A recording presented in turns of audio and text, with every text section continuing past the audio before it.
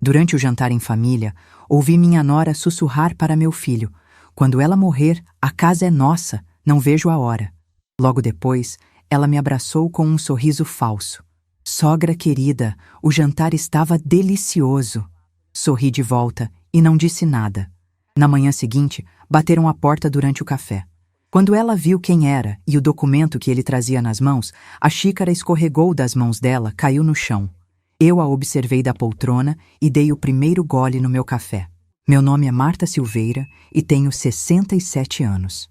Era um sábado à noite quando minha vida virou do avesso. Um jantar em família. Meu filho Felipe tinha convidado 6 amigos. Eu passei o dia inteiro na cozinha preparando tudo. Lasanha com molho bechamel que leva 3 horas para ficar no ponto. Salada caprese com tomates que comprei na feira pela manhã. Mousse de maracujá, que é a sobremesa favorita do meu filho desde criança. Arrumei a mesa com a toalha de linho belga que ganhei no meu casamento há 45 anos. Coloquei as taças de cristal que eram da minha mãe. Acendi velas. Queria que tudo ficasse perfeito. Quando os convidados chegaram às 8 horas, eu estava exausta, mas feliz. Cumprimentei cada um na porta. Sorri. Abracei. Fiz o papel de anfitriã que sempre fiz. Levei as entradas para a sala. Torradinhas com patê de alho que eu mesma preparei. Esperei os elogios. Esperei ser convidada para sentar. Foi quando Felipe me olhou com aquela expressão fria que eu vinha notando nos últimos meses. Ele disse baixo, mas firme: "Mãe, não tem lugar para a senhora na mesa. É melhor comer na cozinha. Vai ficar mais confortável lá." Senti como se tivessem jogado um balde de água gelada na minha cabeça. Olhei ao redor. 6 convidados. Felipe, Camila, minha nora. 8 lugares na mesa de 10 lugares. Tinha espaço sobrando.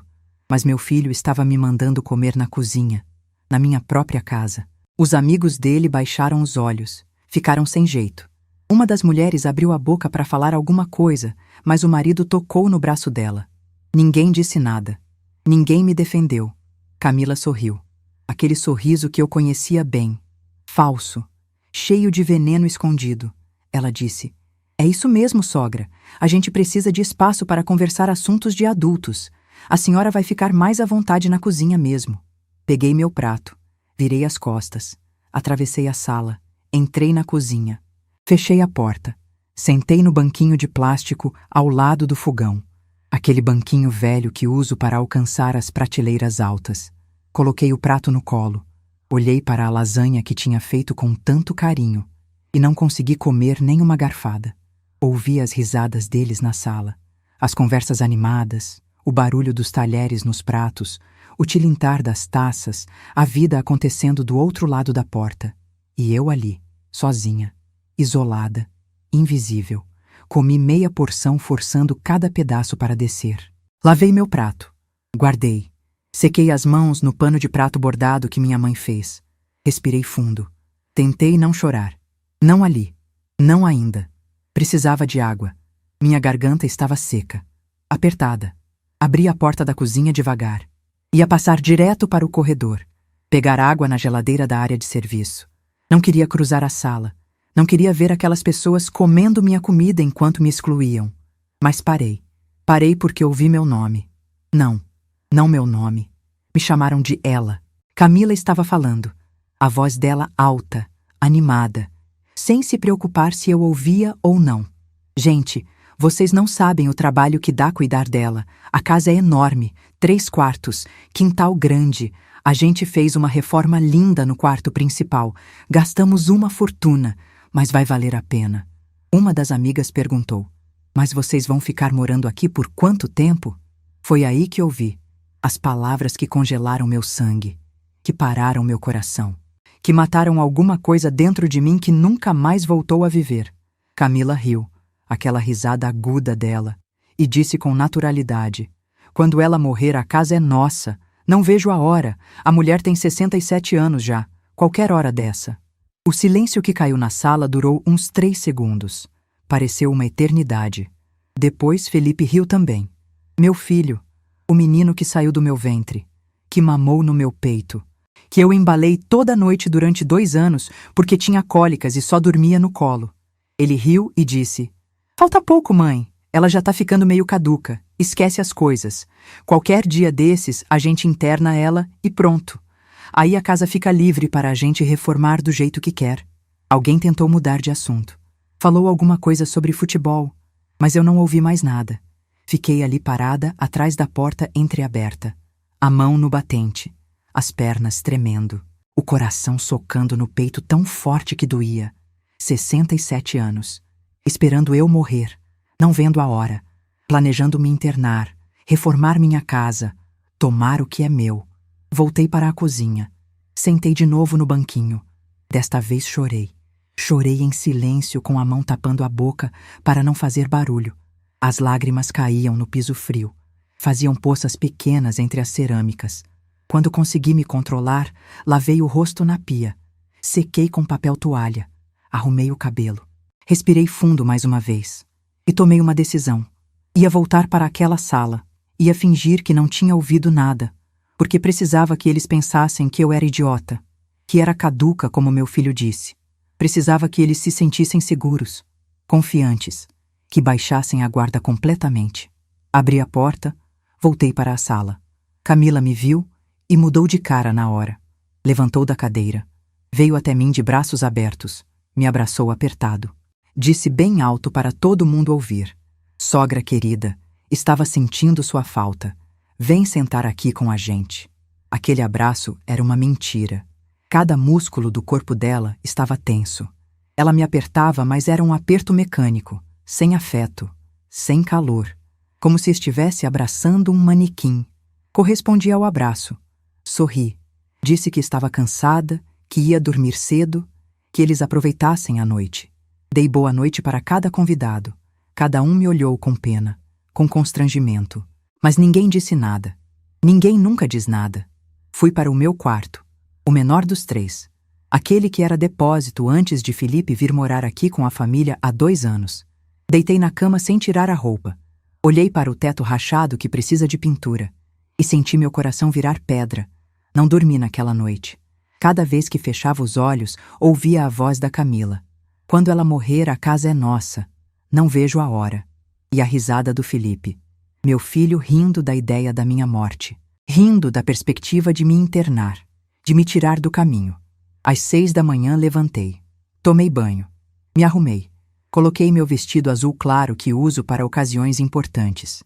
Penteei o cabelo. Passei batom. Precisava estar apresentável, porque ia sair para a guerra, e na guerra a gente precisa de armadura. Saí de casa às 7 horas. Felipe e Camila ainda dormiam. As crianças também. A casa estava em silêncio. Na sala, as taças sujas ainda estavam na mesa. Restos de comida nos pratos. Velas derretidas. Eu, que sempre limpo tudo antes de dormir, tinha deixado aquela bagunça. Propositalmente. Queria que eles vissem. Queria que limpassem. Mas sabia que não iam limpar. Iam deixar para eu fazer quando voltasse. Peguei 2 ônibus até o centro. Desci na Praça Tiradentes. Caminhei 3 quarteirões até o edifício comercial antigo, onde fica o escritório do Dr. Geraldo Dias, meu advogado. Meu amigo há quase 20 anos, desde que me ajudou no divórcio do Osvaldo. O escritório fica no 4º andar, sem elevador. Subi os degraus devagar. Minhas pernas doíam. Minha coluna doía. Tenho artrose nos joelhos, mas subi, degrau por degrau, parando a cada lance para respirar. A secretária dele me conhece, Dona Célia. Trabalha com Geraldo há 30 anos. Ela ficou surpresa de me ver sem avisar. Perguntou se estava tudo bem. Eu disse que não, que precisava falar com ele urgente. Ela ligou para o celular dele. Geraldo estava em audiência, mas disse para eu esperar, que chegaria em 1 hora. Sentei na salinha de espera, cadeiras velhas de couro rachado, revistas antigas sobre a mesinha de centro, cheiro de mofo e papel velho. Aquele escritório não mudou em 20 anos, mas Geraldo é competente, é honesto, é leal. E eu precisava disso agora mais do que nunca. Ele chegou às 9h15, alto, magro, cabelos brancos bem cortados, terno cinza claro amarrotado, pasta de couro surrada na mão. Me viu e franziu a testa. Conhece minha cara. Sabe quando estou bem e quando não estou. Marta, o que aconteceu? Entramos na sala dele. Ele fechou a porta, me ofereceu água, café. Recusei. Sentei na cadeira de frente para a mesa dele. E contei tudo. Desde o começo. Contei que Felipe perdeu o emprego há 2 anos. Que veio morar comigo com a família. Que no início estava tudo bem. Mas que as coisas mudaram. Que eles começaram a me tratar mal. A me humilhar. A me usar. Contei sobre a reforma que paguei. R$ 7.000 da minha poupança. Reforma que Felipe disse que era necessária, mas que na verdade era luxo. Banheira de hidromassagem, piso importado, armários planejados, tudo para o quarto que era meu e que agora é deles. Contei sobre o carro. R$ 5.000 de entrada que dei. Felipe prometeu pagar as parcelas. Pagou 3. Parou. As cartas de cobrança chegam no meu nome porque sou avalista.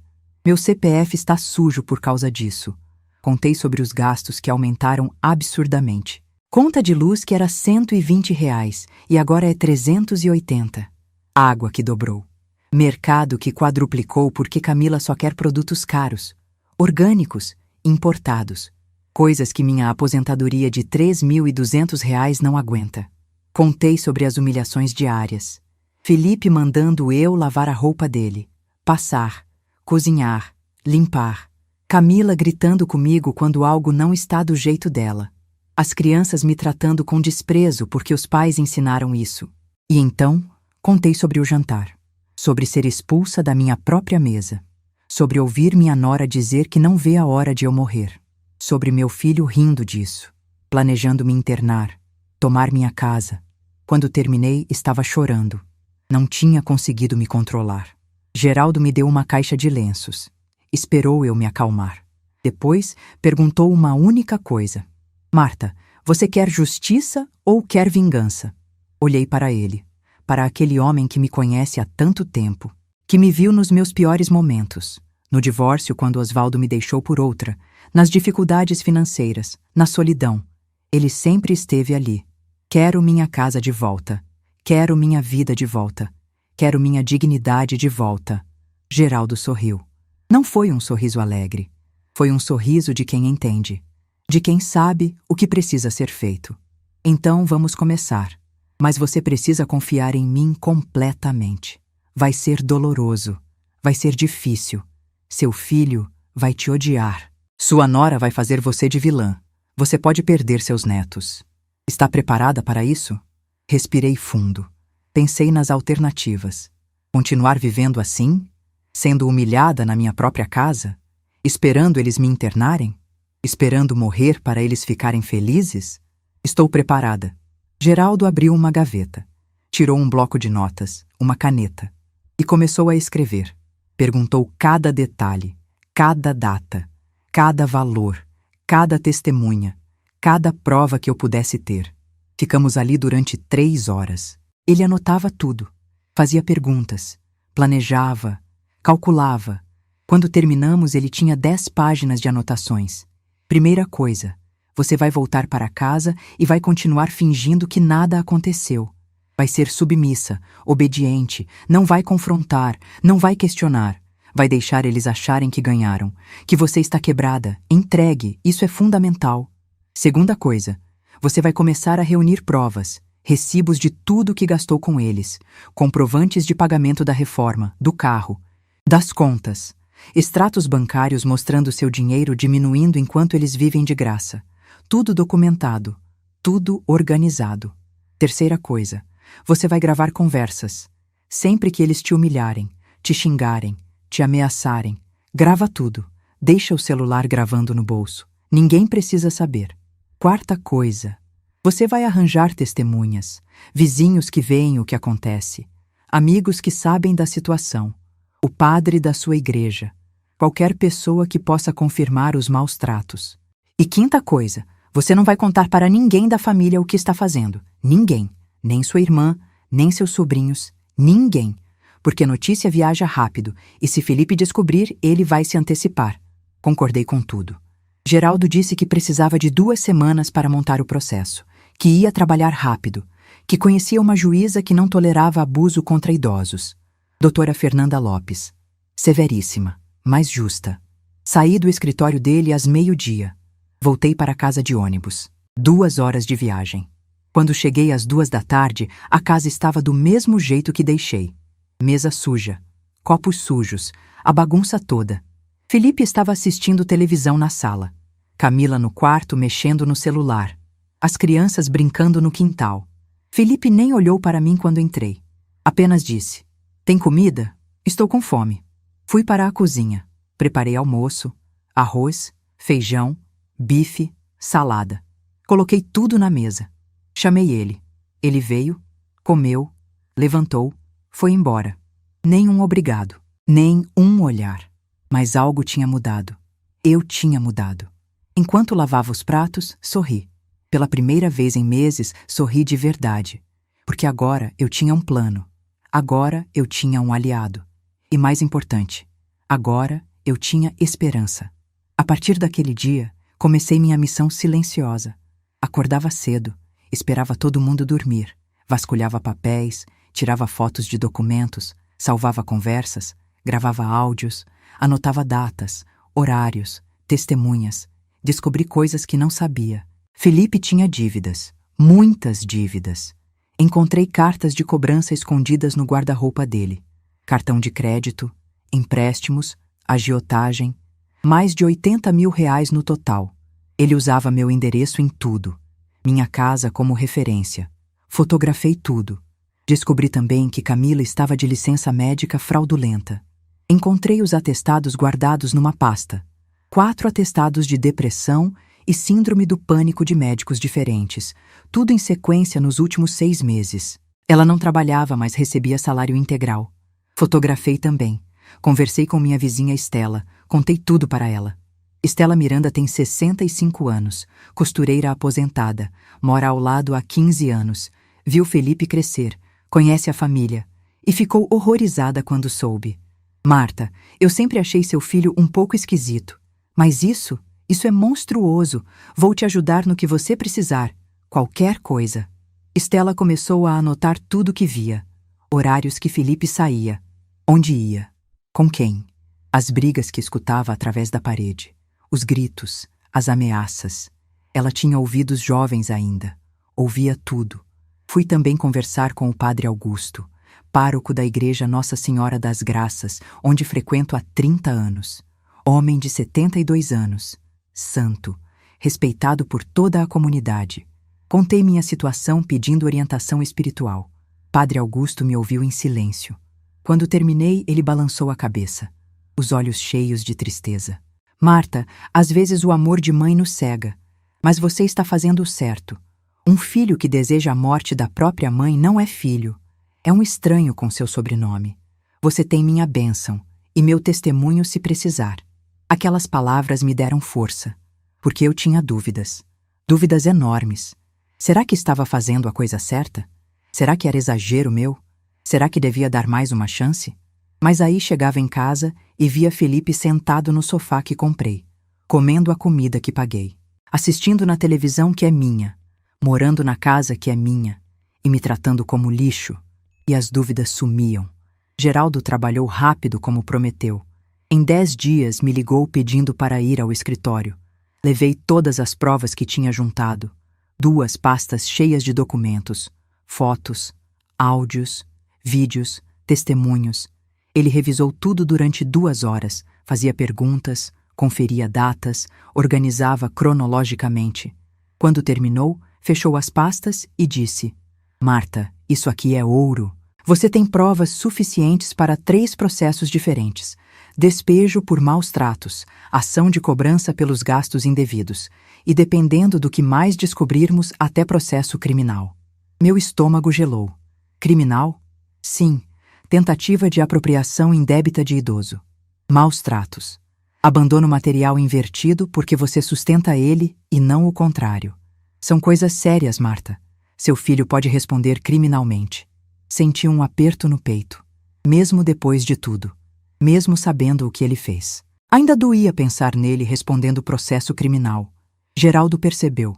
"Olha, a decisão é sua. Podemos ir só com o despejo civil. Tira eles da sua casa e acabou. Ou podemos ir com tudo, fazer justiça completa, mostrar para eles e para o mundo o que eles fizeram. Você decide." Fiquei em silêncio, pensando. ponderando. Até que uma memória veio. O jantar, a risada do Felipe. Não vejo a hora dela morrer. E decidi. Vamos com tudo. Geraldo sorriu, apertou minha mão e começou a trabalhar. Mas antes de eu contar o que fiz depois daquele dia no escritório do Geraldo, me diz uma coisa. Você, no meu lugar, teria tido coragem de enfrentar o próprio filho? Ou teria ficado calada, aceitando tudo em silêncio?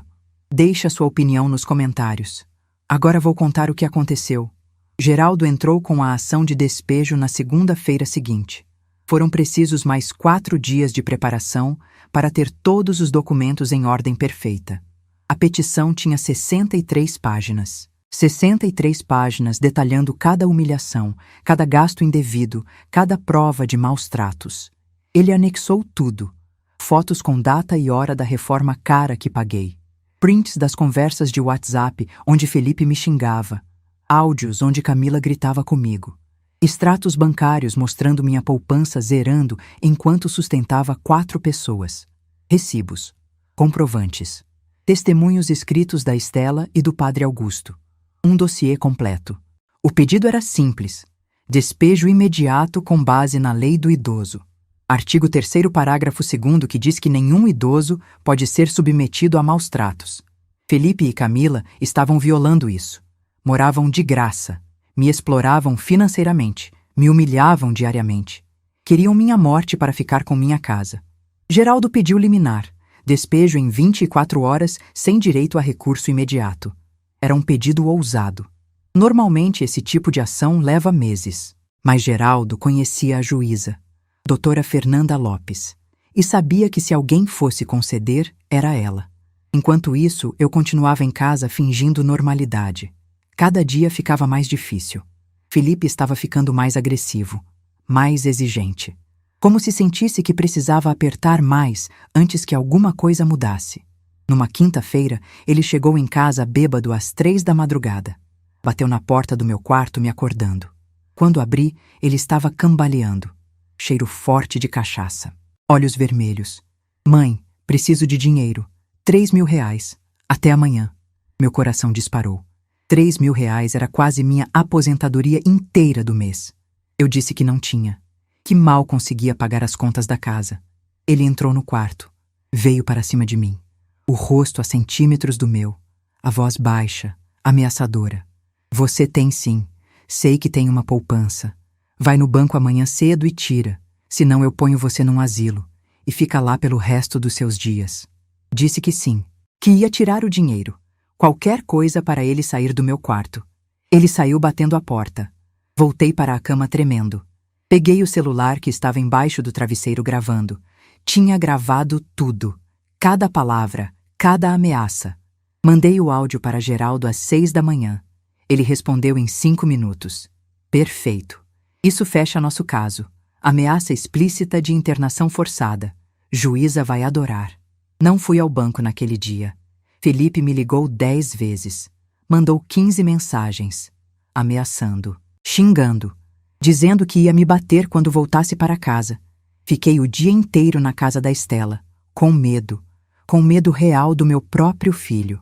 Geraldo disse para eu registrar boletim de ocorrência. Fomos juntos na delegacia. Mostrei as mensagens, os áudios, tudo. A delegada era uma mulher de uns 40 anos. Séria. Ela leu, ouviu, ficou indignada. A senhora vai registrar e vai pedir medida protetiva. Seu filho não pode mais se aproximar. Se aproximar vai ser preso. Mas eu recusei a medida protetiva. Ainda não. Se Felipe fosse notificado, ia saber que algo estava acontecendo. Ia se preparar. Não podia.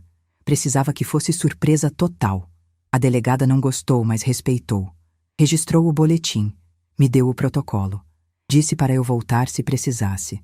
Saímos de lá com mais uma prova. Mais um documento para anexar no processo. Voltei para casa às 7 da noite. Felipe estava na porta, esperando. Veio para cima de mim gritando. Dizendo que eu ia pagar por ter sumido o dia inteiro. Que ele precisava do dinheiro. Que eu era uma velha inútil.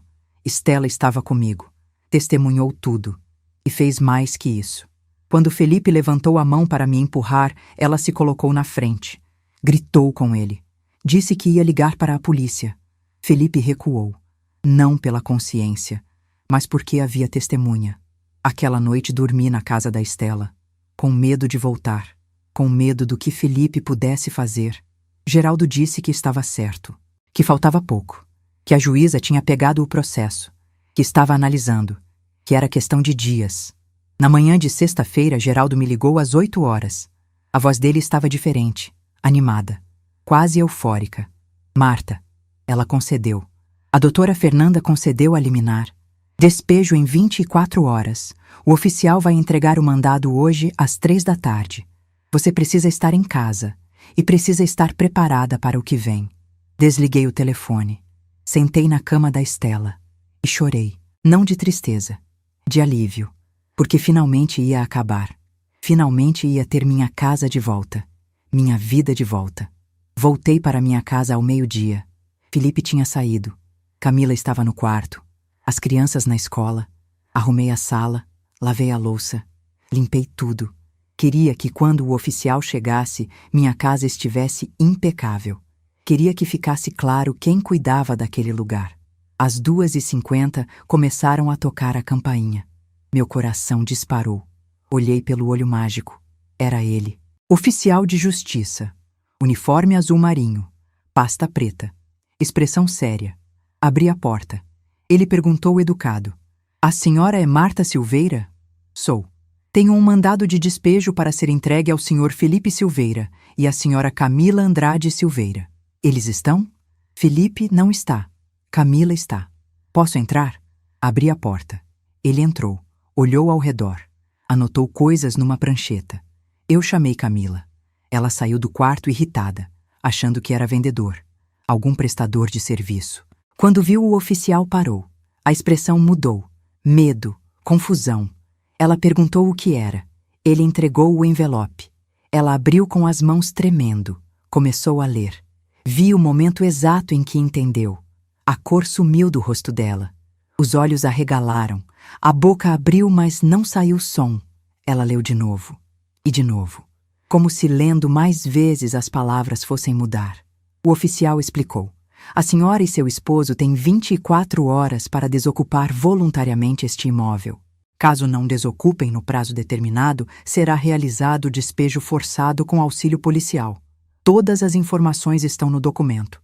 A senhora pode procurar um advogado se quiser recorrer, mas o recurso não tem efeito suspensivo. Ou seja, tem que sair mesmo assim. Camila deixou o papel cair. As pernas dela falharam. Ela segurou na parede. Escorregou. Sentou no chão. Começou a chorar. Aquele choro desesperado. Alto. Histérico. Não, não pode. Isso não pode ser verdade. A gente mora aqui. As crianças moram aqui. O oficial era profissional. Já tinha visto isso 1000 vezes. Apenas disse: 24 horas, senhora. Desculpa, mas é a determinação judicial. E saiu. Fechei a porta. Virei para Camila. Ela estava no chão, de joelhos, olhando para mim.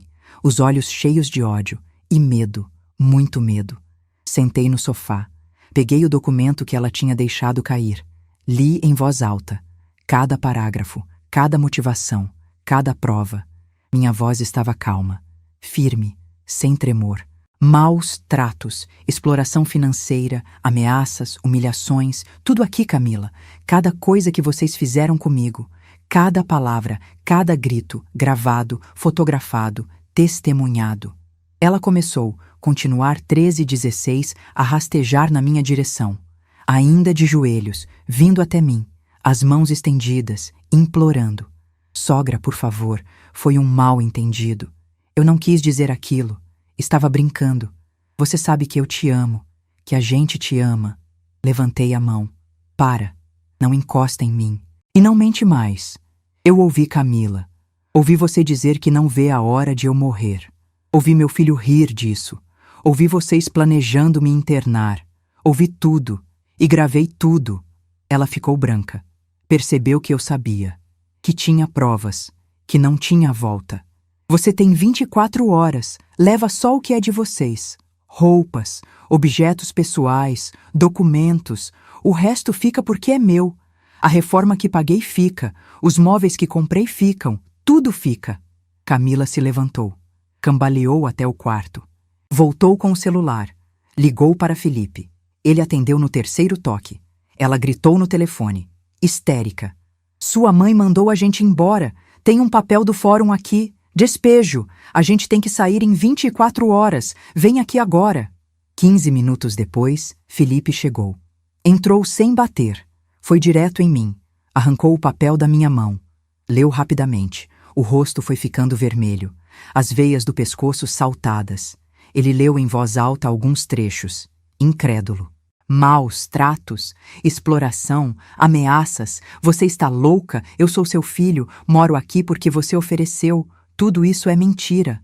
Peguei meu celular. Abri a pasta de áudios. Coloquei para tocar. Sua voz. Bêbado. 3 da manhã. Vou colocar você num asilo. Fica lá pelo resto dos seus dias. Felipe ficou mudo, olhando para o celular. Para mim. De volta para o celular. Tentando processar. Tentando entender como eu tinha aquilo. Toquei outro áudio. A voz da Camila. Quando ela morrer, a casa é nossa. Não vejo a hora. Toquei mais um, mais outro. Tinha dezenas. Cada ameaça, cada xingamento, cada humilhação. Tudo documentado. Tudo com data, hora, local. Felipe explodiu. Jogou o celular dele na parede. Esmigalhou. Começou a gritar, a socar a parede, a chutar móveis. Veio para cima de mim. Estela, que tinha entrado escondida pela porta dos fundos, saiu do corredor. Gritou que tinha chamado a polícia, que eles estavam vindo. Felipe parou. Olhou para Estela, para mim. Percebeu que estava cercado, que tinha perdido, que não tinha mais controle nenhum. A polícia chegou em 6 minutos. 2 policiais, uma mulher e um homem. Entraram. Avaliaram a situação. Felipe tentou se explicar. Disse que era um mal-entendido, que morava ali, que tinha direitos. A policial pediu documentos, escritura da casa, algum comprovante de propriedade. Felipe não tinha nada. Eu mostrei a escritura. Só meu nome. Mostrei o mandado de despejo. Tudo em ordem. Legal. Indiscutível. A policial foi direta com Felipe. O senhor tem 24 horas conforme determinação judicial. Se não sair voluntariamente, voltamos para fazer a desocupação forçada. Se resistir, será preso por desacato à autoridade. Felipe estava acabado, derrotado. Mas nos olhos dele não vi arrependimento. Vi ódio, ódio puro por mim. Porque eu tinha ousado me defender, porque tinha reagido, porque não tinha ficado quieta esperando morrer. Felipe não desistiu. Achei que fosse aceitar, que fossem fazer as malas e sair. Mas estava enganada. Meu filho, quando quer, pode ser muito perigoso, e ele queria ficar naquela casa, a qualquer custo. Naquela noite, eles ficaram trancados no quarto. Ouvia os sussurros, os telefonemas. Estavam tramando algo, planejando, preparando um contra-ataque. Dormi pouco, com medo, com receio do que viriam fazer. Na manhã seguinte, às 8 horas, tocaram a campainha. Abri. Era uma mulher de uns 30 anos, séria, roupa social, crachá de identificação, assistente social da prefeitura. Bom dia, sou doutora Paula Mendes. Recebi uma denúncia anônima de que uma idosa está sendo manipulada por terceiros para expulsar a família da casa. Preciso fazer uma avaliação da senhora. Meu estômago gelou. Felipe tinha feito isso. Tinha denunciado que eu estava sendo manipulada, querendo me declarar incapaz. Se conseguisse o despejo, seria suspenso. Deixei ela entrar. A assistente social olhou tudo, a casa, os cômodos, fez perguntas, muitas perguntas. A senhora mora sozinha? Moro com meu filho Nora e 2 netos, mas eles vão sair hoje. Por quê? Porque consegui um despejo judicial por maus tratos. A senhora decidiu isso sozinha? Sim. Ninguém influenciou? Meu advogado me ajudou com a parte legal, mas a decisão foi minha. E por que acha que sofreu maus tratos? Contei tudo. De novo, pela 10ª vez, cada detalhe. Mostrei as provas, os áudios, as fotos, os documentos, os recibos, tudo organizadinho numa pasta que Geraldo tinha preparado. A assistente social anotava, ouvia, testava minha memória, perguntava datas, valores, nomes, testando se eu estava lúcida, se estava consciente, se sabia o que estava fazendo. Respondi tudo com perfeição, porque eu estava lúcida, completamente lúcida, mais lúcida do que nunca na vida.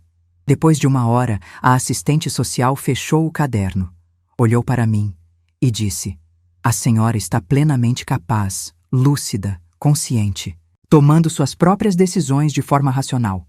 A denúncia é improcedente. Vou fazer meu relatório e encaminhar para a juíza. O processo de despejo segue normalmente." Ela saiu. 2 minutos depois, Felipe saiu do quarto. Tinha escutado tudo pela fresta da porta. A cara dele era de derrota, mas ainda não total. Ainda tinha cartas para jogar. À tarde apareceu um advogado, homem de uns 50 anos, terno barato, maleta surrada. Se apresentou como Dr. Mário Costa. Disse que representava Felipe, que tinha uma liminar suspendendo o despejo. Peguei o papel. Li. Era uma falsificação grosseira. O carimbo estava errado. O número do processo não existia. A assinatura da juíza era diferente. Qualquer um com o olho treinado via que era falso. Liguei para Geraldo. Ele chegou em 20 minutos. Pegou o documento, analisou, riu, mostrou para o advogado todas as irregularidades.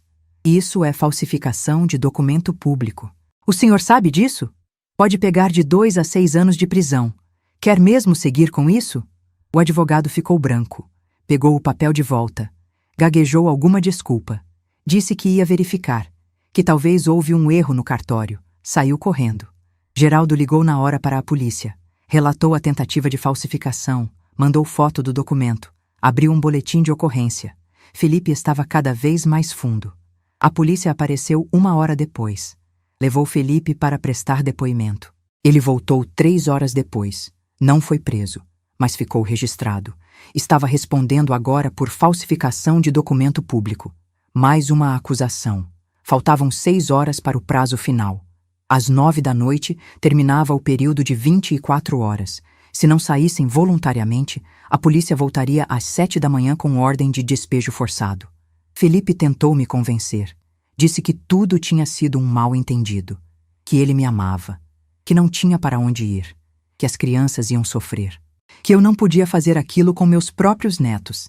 Mas eu estava firme agora. Tinha passado do ponto sem volta. Respondi calma. Você tinha 2 anos para me tratar bem, 2 anos para me respeitar, 2 anos para ser um filho. Escolheu ser outra coisa. Agora aguenta as consequências. Camila tentou também. Veio chorando, dizendo que estava arrependida, que tinha sido fraca, que Felipe a manipulava, que ela não queria isso, que ia mudar. Tarde demais, Camila. Você disse que não via a hora de eu morrer. Essas palavras não têm volta, não têm perdão. Pega suas coisas e sai da minha casa. Às 7 da noite, eles começaram a fazer as malas. Felipe enchia o carro com raiva, jogando as coisas, quebrando algumas. Camila chorava enquanto arrumava as roupas das crianças. João Lia e Pedro não entendiam nada. Perguntavam por que estavam saindo, por que a vovó estava brava. Camila disse para eles que a vovó estava doente, que precisava ficar sozinha, que eles iam para uma casa nova. Mentiras. Sempre mentiras. Às 8h40 eles terminaram. O carro estava lotado. Roupas, brinquedos, alguns móveis pequenos que couberam. O resto ficou. A reforma cara, os eletrodomésticos, os móveis planejados. Tudo que eu tinha pago ficou. Felipe veio até mim. Parou a 1 metro de distância, os olhos vermelhos, a voz baixa, ameaçadora. Você vai se arrepender disso. Juro por Deus que vai. Nunca mais vai ver seus netos. Vou contar para eles quem você realmente é. Uma velha egoísta, que colocou a própria família na rua. Eles vão crescer te odiando. Você vai morrer sozinha, sem ninguém. E eu vou rir do seu túmulo. Aquelas palavras perfuraram meu peito como facas. Doeram. Doeram muito, mas não recuei. Olhei nos olhos do meu filho e respondi: pode fazer o que quiser, Felipe. Pode contar o que quiser. Mas um dia seus filhos vão crescer. Vão fazer perguntas. Vão querer saber a verdade. E aí? O que vai dizer? Que esperava eu morrer para roubar minha casa? Que me ameaçou de internação? Que tentou falsificar documentos? Eles vão descobrir quem você é. E aí sim você vai ficar sozinho. Felipe cuspiu no chão. Virou as costas. Entrou no carro. Camila já estava no banco do passageiro. As crianças no banco de trás. Júlia olhou pela janela. Me viu na porta. Seus olhos confusos, assustados. Acenei para ela. Um aceno triste. Um adeus que doía. O carro partiu. Virou a esquina. Sumiu. E eu fiquei ali parada na porta da minha casa vazia. Estela apareceu ao meu lado. Me abraçou. Deixou eu chorar no ombro dela. Você fez o certo, Marta. Foi corajosa. Foi forte. Agora é hora de recomeçar. Os primeiros 3 dias de paz foram estranhos. A casa estava silenciosa demais. Sem os gritos de Camila. Sem Felipe trancado no quarto. Sem as crianças brincando no quintal. Era paz. Mas era solidão também. Limpei tudo. Lavei cada canto, cada cômodo. Como se estivesse limpando os rastros deles. A energia negativa que tinham deixado. Doei as roupas que ficaram. Os objetos pessoais. Não queria nada que lembrasse. Geraldo me ligou no 4º dia. A voz dele estava preocupada. Marta, Felipe entrou com processo contra você. Ação de abandono afetivo. Dizendo que você foi uma mãe ausente. Que ele sofreu a vida inteira. Que merece indenização de R$100 mil por danos morais. R$100 mil. Ri. Ri porque era absurdo. Ri porque era patético. Felipe achando que ia me fazer pagar por ter me defendido. Deixa ele processar, Geraldo. Tenho provas de tudo que fiz por ele. Cada fralda que troquei. Cada conta que paguei. Cada sacrifício que fiz. Ele não vai ganhar nada. Mas Geraldo estava preocupado com outra coisa. Marta, ele contratou um advogado bom, não aquele picareta que tentou falsificar o documento. Um advogado caro, de escritório grande. Alguém está bancando isso. Meu estômago revirou. Quem? Não sei ainda. Mas vou descobrir. 2 dias depois, Geraldo descobriu.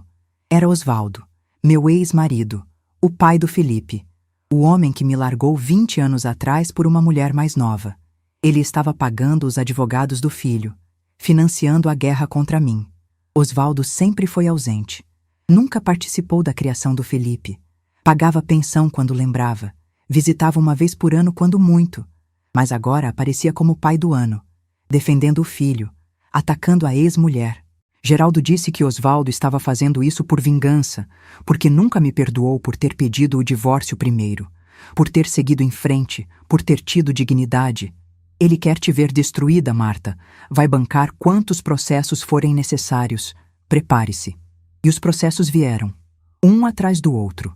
Ação de alimentos reversos dizendo que Felipe estava passando necessidade e eu tinha obrigação de ajudar. Ação de usucapião, afirmando que 2 anos morando na casa dava direito à parte do imóvel. Ação de guarda dos netos alegando que eu era presença tóxica na vida deles. Cada processo era uma facada.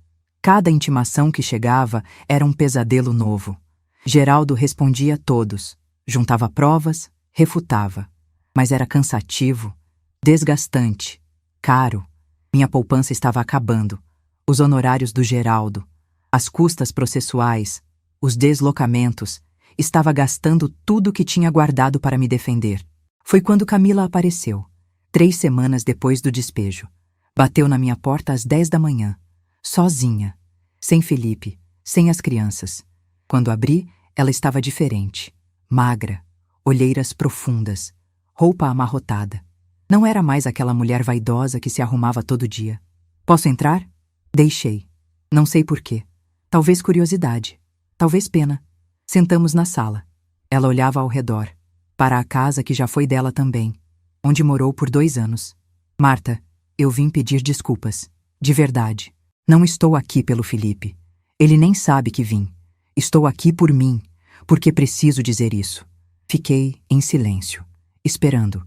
Ela respirou fundo e continuou. Você tinha razão. Sobre tudo. Sobre mim.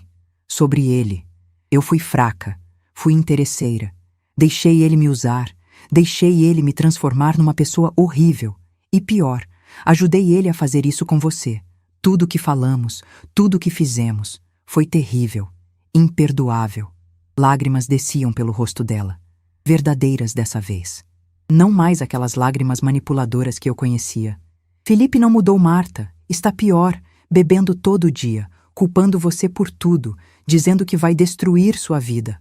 Osvaldo está alimentando isso, dando dinheiro, pagando advogados, enchendo a cabeça dele de vingança. E você, Camila? O que quer? Quero sair. Já pedi o divórcio, não aguento mais, mas ele não aceita. Diz que se eu sair levo nada, nem as crianças, que vai fazer eu sofrer também. Senti pena dela, de verdade, porque Camila era vítima também, de outro jeito, mas era. Tinha se casado com um manipulador, tinha sido transformada em cúmplice e agora estava presa. O que você quer de mim? Queria que soubesse que estou do seu lado agora. Se precisar de testemunho, de provas, de qualquer coisa, eu ajudo. Quero fazer o certo. Pela primeira vez, quero fazer o certo. Não confiei totalmente, mas aceitei, porque precisava de todas as armas que pudesse ter. Geraldo ficou em dúvida quando contei. Disse para ter cuidado, que podia ser armadilha, mas Camila provou ser verdade. Ela entregou documentos que Felipe escondia, comprovantes de dívidas gigantes que ele tinha ocultado até dela. Conversas dele com Osvaldo planejando como me ferrar. Áudios onde ele ria da possibilidade de me ver na rua. Com aquele material, Geraldo conseguiu reverter os processos, um por um. A ação de alimentos foi negada porque Felipe era jovem e capaz de trabalhar.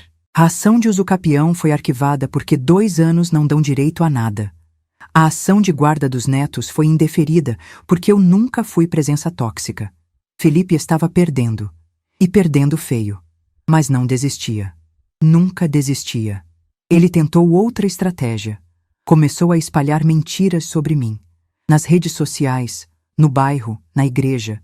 Dizia que eu tinha roubado dinheiro dele, que tinha o expulsado sem motivo, que era uma mãe desnaturada. Algumas pessoas acreditaram. Conhecidos que passaram a me evitar. Vizinhos que viravam a cara. Gente que ouvia só um lado e julgava. Mas a maioria não acreditou, porque me conheciam. Conheciam meu caráter, minha história. O padre Augusto ajudou muito nisso. Ele desmentiu as mentiras, expôs a verdade. Felipe ficou ainda mais isolado. Foi quando aconteceu o pior, a ameaça real, aquela que me fez ter medo de verdade. Felipe apareceu na minha casa de madrugada, 3 da manhã, bêbado. Tentou arrombar a porta. Gritava que ia me matar, que eu tinha destruído a vida dele, que ia acabar comigo. Liguei para a polícia apavorada. Eles chegaram em 10 minutos. Encontraram Felipe chutando a porta. Quebrou a fechadura. Estava invadindo quando a polícia chegou. Foi preso em flagrante. Invasão de domicílio. Dano ao patrimônio. Ameaça. Passou a noite na delegacia. Osvaldo pagou fiança no dia seguinte. Mas o estrago estava feito. Felipe agora tinha ficha criminal. Consegui medida protetiva. Finalmente. Ele não podia mais se aproximar a menos de 500 metros de mim. Se aproximasse, seria preso imediatamente. Instalei câmeras na casa. Alarme. Reforço nas portas e janelas. Transformei minha casa numa fortaleza. Porque agora tinha medo real. Medo que meu próprio filho me fizesse mal. Geraldo disse que precisávamos contra-atacar de vez. Não só nos defender, mas atacar também. Mostrar para Felipe que brincar comigo tinha consequências severas. Marta, vamos usar a arma nuclear, aquela que a gente guardou. Está pronta? Eu sabia do que ele estava falando, a descoberta que fizemos e não usamos ainda. A bomba final, o golpe de misericórdia. Estou pronta. Geraldo tinha descoberto algo devastador 3 semanas atrás, mas guardamos como trunfo final. Felipe não estava apenas desempregado. Ele estava trabalhando, informalmente, recebendo por fora e sonegando impostos. Mais do que isso, ele tinha aberto uma empresa fantasma em nome de Laranja. Uma empresa que recebia dinheiro de Osvaldo. Dinheiro que depois era sacado e usado por Felipe. Era lavagem de dinheiro, evasão fiscal, fraude. Geraldo tinha conseguido todos os documentos através de um contador que tinha sido contratado por Felipe e largou quando descobriu o esquema. O homem tinha guardado tudo. Notas frias, contratos falsos, movimentações bancárias, um dossiê completo. Levamos tudo para a Receita Federal. Denúncia formal, com provas irrefutáveis. A Receita abriu investigação. Em 2 semanas confirmou tudo. Felipe e Osvaldo estavam sonegando mais de R$ 200.000 em impostos nos últimos 3 anos. A multa foi pesada, R$ 340.000, mais juros, mais correção, total de quase R$ 500.000. E processo criminal por sonegação e lavagem de dinheiro. Pena de 2 a 5 anos de prisão. Osvaldo conseguiu pagar a multa dele. Homem rico, empresário. Teve que vender um apartamento, mas pagou. Ficou livre da prisão. Mas a empresa dele foi marcada, investigada. Perdeu contratos, perdeu credibilidade. Felipe não tinha como pagar. Nem 10%. A Receita bloqueou tudo que ele tinha. Conta bancária, carro, qualquer bem que encontrassem. E abriu processo de execução fiscal. Felipe estava falido. Completamente falido. Mas ainda não era suficiente. Geraldo queria mais. Queria justiça completa. Ele acionou o Ministério Público. Denunciou as tentativas de falsificação de documentos, as ameaças, a invasão, os maus tratos, tudo. Pediu que Felipe fosse processado criminalmente por tudo, que pagasse por cada coisa que fez. O Ministério Público aceitou a denúncia. Em 3 semanas, abriu 4 processos criminais contra Felipe. Falsificação de documento público, ameaça qualificada, invasão de domicílio, maus tratos contra idoso. Cada processo dava de 2 a 6 anos de prisão.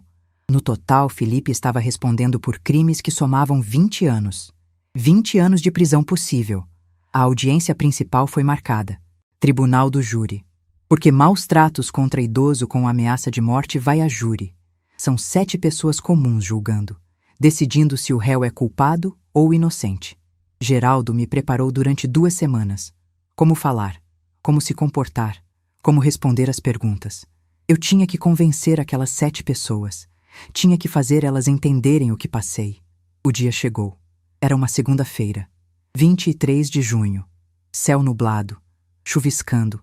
Acordei às 5 da manhã. Não tinha conseguido dormir direito. Nervosa, ansiosa. Me arrumei com cuidado. Vestido azul claro, sapato baixo, cabelo preso, maquiagem leve. Queria parecer uma senhora respeitável. Uma vítima, não uma vingativa. Cheguei ao fórum às 8 horas. Geraldo já estava lá. Me levou para uma sala reservada. Explicou como seria. Primeiro, o promotor apresentaria o caso. Depois, o advogado de defesa. Depois, as testemunhas. Por último, eu deporia. Às 9 horas, entramos na sala do júri. Grande, solene. Mesa alta onde ficava a juíza. Doutora Fernanda Lopes. A mesma que concedeu o despejo. Ela me olhou e fez um aceno sutil. De apoio. Os 7 jurados estavam sentados em cadeiras especiais. 3 homens, 4 mulheres. Idades variadas, profissões variadas. Pessoas normais que iam decidir o destino do meu filho. Felipe entrou escoltado. Estava preso preventivamente havia 1 semana por descumprir a medida protetiva.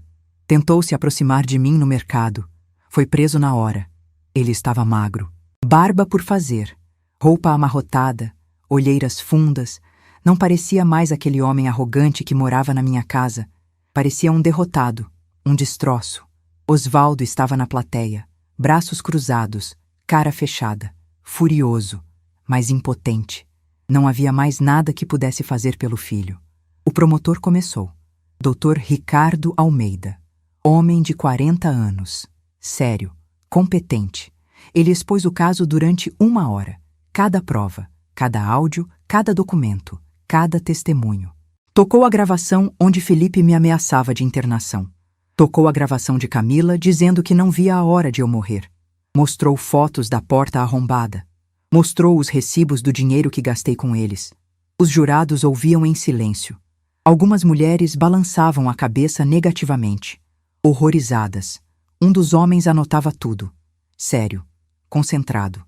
Depois foi a vez do advogado de defesa, Dr. Augusto Ferreira, advogado caro que Osvaldo contratou. Ele tentou pintar Felipe como vítima, filho abandonado afetivamente, que só queria ajuda da mãe, que foi expulso injustamente, mas não convenceu ninguém. As provas eram fortes demais, claras demais. Não tinha como negar. As testemunhas começaram. Estela depôs. Contou tudo o que viu e ouviu durante 2 anos. As brigas, os gritos, as humilhações. Ela chorou no depoimento, de raiva, de indignação. Padre Augusto depôs. Falou sobre meu caráter, minha história na igreja. Como sempre fui pessoa correta, dedicada, bondosa. Contou como Felipe mudou, como se perdeu. Camila depois. Ela era testemunha de acusação agora. Contou tudo por dentro. Como Felipe planejava, como manipulava, como usava. Seu depoimento foi devastador. O advogado de defesa tentou desqualificar ela. Disse que era ex-esposa ressentida. Mas Camila se manteve firme. Mostrou conversas, documentos, provas que tinha guardado. Finalmente chegou minha vez. Subi ao banco das testemunhas. A juíza me olhou com gentileza. Pediu para eu ficar calma. Para responder com sinceridade. O promotor fez as perguntas. Eu respondi. Contei tudo de novo. Mas dessa vez diferente, porque estava olhando nos olhos dos jurados, vendo a reação deles, a empatia, a compreensão, a raiva do que tinha acontecido comigo. Falei sobre criar Felipe sozinha, sobre trabalhar 32 anos sem parar, sobre dar tudo o que tinha para ele ter uma vida boa, sobre abrir minha casa quando ele precisou, sobre ser humilhada, explorada, ameaçada. Falei sobre ouvir meu filho desejando minha morte, sobre aquele jantar maldito, sobre o abraço falso da Camila, sobre como meu coração virou pedra naquela noite. Chorei. Não tentei segurar. Chorei de verdade, porque dor verdadeira a gente não consegue esconder. E os jurados viram, entenderam, sentiram. O advogado de defesa tentou me atacar no interrogatório. Tentou me fazer parecer vingativa, cruel, mãe desnaturada, mas não conseguiu. Cada pergunta dele eu respondia com calma, com dignidade, com verdade. Quando terminei o depoimento, era 12:00. A juíza deu intervalo de 1 hora. Voltamos às 13 horas. A promotoria fez suas alegações finais. Pediu condenação em todos os crimes. Pena máxima, regime fechado, sem benefícios. A defesa fez suas alegações. Pediu absolvição. Mas até o advogado parecia sem esperança. Sabia que tinha perdido. Os jurados foram para a sala secreta. Ficaram deliberando por 2 horas. 2 horas eternas. Eu estava na sala de espera com Geraldo, Estela, Padre Augusto, todos me apoiando. Às 15h40, o oficial chamou. Os jurados tinham decidido. Voltamos para a sala do júri. Meu coração batia tão forte que doía. A juíza perguntou aos jurados: "Vocês chegaram a um veredito?" O jurado número 1 levantou. Homem de uns 50 anos, cabelos grisalhos. Olhou para Felipe, depois para continuar 14h03 a juíza, e disse: "Sim, excelência. Por unanimidade consideramos o réu culpado de todos os crimes que lhe foram imputados." Unanimidade, 7-0. Todos os 7 jurados votaram pela condenação. Felipe desabou, literalmente. Caiu da cadeira. Começou a chorar, gritar, dizendo que era injustiça, que ele não merecia. Os seguranças tiveram que segurá-lo. A juíza bateu o martelo. Determinou a pena. 14 anos e 8 meses de prisão em regime inicial fechado, sem direito a recorrer em liberdade. Prisão imediata. Felipe foi levado, arrastado pelos seguranças, gritando, xingando, culpando todo mundo menos ele mesmo. Osvaldo saiu da sala em silêncio, derrotado, destruído. Tinha perdido dinheiro, reputação e o filho, tudo de uma vez. Saí do fórum às 5 da tarde, exausta, mas aliviada. Finalmente tinha acabado, finalmente tinha justiça. Os meses seguintes foram de reconstrução, tanto física quanto emocional. Minha casa voltou a ser minha, completamente. Reformei o quarto que era do Felipe. Pintei de verde claro. Coloquei cortinas novas. Transformei em ateliê de costura. Lugar onde trabalho com Estela agora. Comecei a costurar de novo. Tinha largado há anos, mas voltei. E descobri que era terapêutico. Cada ponto, cada costura. Como se estivesse remendando também minha alma.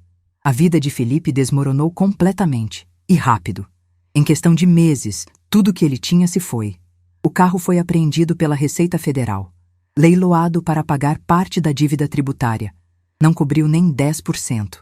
O apartamento alugado onde tinham se mudado depois do despejo? O despejo veio 3 meses depois por falta de pagamento. Camila e as crianças tiveram que ir para a casa da mãe dela em Londrina. 3 horas de distância. Camila finalmente conseguiu o divórcio. Felipe não podia mais contestar. Estava preso, sem recursos. O divórcio saiu em 30 dias. Ela retomou o sobrenome de solteira, Andrade. Apagou Silveira da vida dela. Conseguiu emprego novo, escola particular em Londrina, salário melhor. Está reconstruindo a vida. Me liga às vezes. Conversamos. Não somos amigas, nunca seremos. Mas há respeito mútuo agora. Osvaldo perdeu muito. A empresa dele teve queda de 60% no faturamento depois da investigação da Receita. Grandes clientes cancelaram contratos. Não queriam se associar a alguém envolvido em sonegação. Ele teve que demitir funcionários, fechar filiais, vender ativos. A mulher mais nova que ele tinha largado deixou ele. Quando o dinheiro apertou, ela vazou. Foi embora com um empresário mais rico. Osvaldo ficou sozinho, amargo, sem família, sem amor. Só negócios quebrados e arrependimentos. Felipe está cumprindo pena na Penitenciária Central de Curitiba. Regime fechado. Cela com mais 6 presos. Trabalha na cozinha do presídio. Ganha um salário mínimo e meio que é usado para pagar as dívidas dele. Vai ficar preso no mínimo 8 anos antes de poder pedir progressão de regime. Recebi uma carta dele 6 meses depois da condenação. 5 páginas escritas à mão, letras tortas, papel barato. Ele pedia perdão. Dizia que tinha feito tudo errado, que estava arrependido, que a cadeia tinha mudado ele, que queria outra chance, que quando saísse ia ser diferente. Não respondi, não na hora. Guardei a carta. Reli várias vezes, tentando sentir alguma coisa, alguma vontade de perdoar, de dar nova chance. Mas não senti nada. O amor de mãe que tinha por ele tinha morrido naquele jantar. E coisa morta não ressuscita. 3 meses depois, ele mandou outra carta, mais desesperada, dizendo que precisava da mãe dele, que estava sofrendo, que a vida na cadeia era dura, que estava com medo, que tinha apanhado de outros presos, que ninguém visitava ele. Dessa vez, respondi. Escrevi uma carta curta, direta, sem rodeios. Felipe, recebi suas cartas, li. Pensei bastante antes de responder. Você me pergunta se pode ter outra chance, se pode voltar a fazer parte da minha vida. A resposta é não. Não porque sou rancorosa. Não porque quero vingança. Mas porque algumas coisas não têm volta. E desejar a morte da própria mãe é uma delas. Você não estava com raiva quando disse aquilo. Não estava em momento de fraqueza. Estava comemorando, rindo, fazendo planos para quando eu morresse. Essa não é uma palavra solta no calor do momento. É quem você realmente é. Eu te dei a vida, Felipe. Literalmente. Carreguei você 9 meses. Passei 20 horas em trabalho de parto. Amamentei, cuidei. Trabalhei 3 turnos para te dar educação. Abri mão de tudo por você. E você jogou fora. Jogou no lixo. Por uma casa. Por bens materiais. Você diz que mudou. Que a cadeia te transformou. Mas não foi a cadeia, Felipe. Foi ser pego. Foi ter consequências. Se não tivesse sido pego, você estaria até hoje me explorando, me humilhando, esperando eu morrer. Então não, você não pode voltar para a minha vida. Essa porta está fechada, para sempre. Não espere mais cartas, não espere visitas, não espere perdão, porque não vai acontecer. Cumpra sua pena. Reconstrua sua vida quando sair, mas reconstrua longe de mim. Marta. Mandei a carta registrada. Ele recebeu. Não respondeu. E não mandou mais nenhuma. João Lia me liga toda semana. Minha neta tem 10 anos agora. Entende mais as coisas. Quer entender. Conversei com ela. Expliquei tudo com palavras que uma criança pudesse entender. Vovó, por que o papai fez isso? Não sei, meu amor. Às vezes as pessoas se perdem, fazem escolhas ruins. E tem que pagar por isso. Mas você não ama mais ele? Eu amava o menino que ele foi, mas o homem que ele virou, esse eu não conheço, e não amo. E a gente? Você ainda ama a gente? Vocês não têm culpa de nada. Você e o Pedro são crianças, inocentes. Eu amo vocês. Sempre vou amar. Júlia vem me visitar uma vez por mês. Camila traz de carro. Passa o fim de semana aqui. Fazemos bolo junto. Assistimos filme. Conversamos. Ela nunca pergunta do pai. Eu nunca menciono. Pedro ainda é muito pequeno. 6 anos. Não entende nada. Não pergunta. Apenas aceita. Talvez seja melhor assim. Minha vida hoje é simples, tranquila. Acordo às 7. Tomo café na varanda, regando as plantas que voltei a cuidar. À tarde costuro com Estela. Fazemos roupas por encomenda. Renda extra que ajuda. Domingo vou à igreja. Padre Augusto sempre me cumprimenta. A comunidade me acolhe, me respeita, sabem o que passei e admiram a coragem que tive. Voltei a viajar, coisa que não fazia há anos. Fui para Gramado no mês passado, sozinha. Hotel simples. 3 dias passeando, conhecendo, curtindo. Foi libertador. Estou planejando ir para o litoral no verão. Florianópolis. Sempre quis conhecer. Agora posso. Agora tenho paz e dinheiro, porque não sustento mais ninguém além de mim. Luiz Cardoso me ligou mês passado. Meu antigo chefe. Ele tinha sabido de tudo. Ficou indignado. Me ofereceu um trabalho. Meio período. No setor administrativo da empresa dele. Não preciso do dinheiro, mas aceitei. Porque preciso de propósito. Preciso me sentir útil. Comecei semana passada. É bom voltar. Me sentir produtiva. As pessoas lá me tratam bem. Com respeito. Como sempre deveria ter sido tratada. 6 meses atrás, cruzei com Osvaldo na rua. Centro da cidade. Ele estava saindo de um restaurante. Eu entrando numa loja. Nossos olhos se encontraram. Ele parou. Eu parei. Ficamos ali parados, se olhando por uns 5 segundos. Vi um homem acabado, curvado, envelhecido. Não era mais aquele empresário confiante que me largou 20 anos atrás. Era um homem derrotado pela vida. Ele abriu a boca para falar alguma coisa, mas fechou. Não tinha o que dizer. Baixou a cabeça e seguiu o caminho. Não senti pena. Não senti raiva. Não senti nada. Apenas indiferença. Ele não significa mais nada para mim. É um estranho, alguém que cruzou minha vida e saiu, deixando apenas cicatrizes. Hoje completa 1 ano do despejo. 1 ano desde que recuperei minha casa, minha vida, minha dignidade. Estou fazendo um jantar, pequeno, íntimo. Estela, Padre Augusto, Geraldo, Júlia e Camila. As pessoas que realmente importam. Preparei lasanha, a mesma que fiz naquele jantar maldito há 1 ano e meio. Mas dessa vez é diferente. Dessa vez vou comer na mesa, rodeada de pessoas que me amam de verdade, que me respeitam, que me valorizam. A mesa está posta, toalha limpa, velas acesas, taças cheias, cada lugar ocupado por alguém que merece estar ali. Olho ao redor, para essas pessoas, para minha casa limpa e organizada, para minha vida reconstruída. E sinto gratidão. Gratidão por ter tido coragem, por ter me defendido, por ter escolhido dignidade em vez de conformismo, por ter escolhido eu mesma em vez de um filho que não me amava. Foi doloroso? Foi. Foi o período mais difícil da minha vida. Mas foi necessário. Porque tem coisas que a gente não pode aceitar. Tem limites que não podem ser cruzados. E esperar minha morte para herdar meus bens cruzou todos os limites. Padre Augusto propõe um brinde. Levantamos as taças. Ele diz, a Marta, uma mulher de coragem, que nos ensinou que nunca é tarde para se defender, que nunca é tarde para recomeçar, que dignidade não tem preço. Brindamos. O tilintar das taças ecoa na sala. Som bonito, som de celebração, de vitória, de vida. Depois do jantar, Geraldo me chama no canto. Diz que recebeu notícia. Felipe tentou pedir benefício, saída temporária. Foi negado. Juíza manteve ele em regime fechado. Disse que o crime foi grave demais.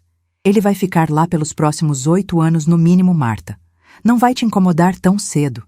Não sinto alegria com isso, mas sinto alívio, porque sei que estou segura, que posso viver em paz, sem medo, sem olhar para trás. À noite, depois que todos vão embora, sento na varanda. Olho para as estrelas. Céu limpo. Noite quente. Som dos grilos. Paz. Penso em tudo o que aconteceu, em como minha vida mudou, em quem eu era E quem sou agora? Não sou mais aquela mulher frágil que aceitava ser humilhada. Sou uma mulher que se defende, que luta, que vence. Aprendi que sangue não significa nada, que família não é quem nasce com você, é quem fica, quem respeita, quem ama de verdade. Aprendi que perdoar nem sempre é necessário, que tem feridas que não cicatrizam, e não tem problema. A gente aprende a viver com elas. A gente se reconstrói ao redor delas. Aprendi que nunca é tarde para recomeçar, que aos 68 anos ainda posso ter sonhos, planos, futuro. E principalmente aprendi que dignidade não se negocia, que respeito próprio é sagrado e que ninguém, absolutamente ninguém, nem mesmo um filho, tem o direito de tirar isso de você. Quando alguém mostra quem realmente é, acredite na primeira vez. Não invente desculpas. Não justifique. Não minimize. Acredite e haja. Porque a única pessoa que pode te proteger de quem não te merece é você mesma. E às vezes, proteger-se significa fechar portas, mesmo que doa, mesmo que seja para sempre. Algumas portas, quando fechadas, não devem ser abertas novamente. Não por rancor, não por vingança, mas por amor próprio, por respeito a si mesma, por dignidade. E dignidade, meus queridos, dignidade não tem preço. E você? O que faria se ouvisse seu próprio filho dizendo que não vê a hora de você morrer? Teria a mesma coragem da Marta? Conta aqui nos comentários, quero saber sua opinião. Se essa história te tocou de alguma forma, se inscreve no canal e ativa o sininho para não perder as próximas histórias. E já que você chegou até aqui, clica na próxima história que está aparecendo na sua tela agora. Tenho certeza que você vai gostar também. Um abraço e até a próxima.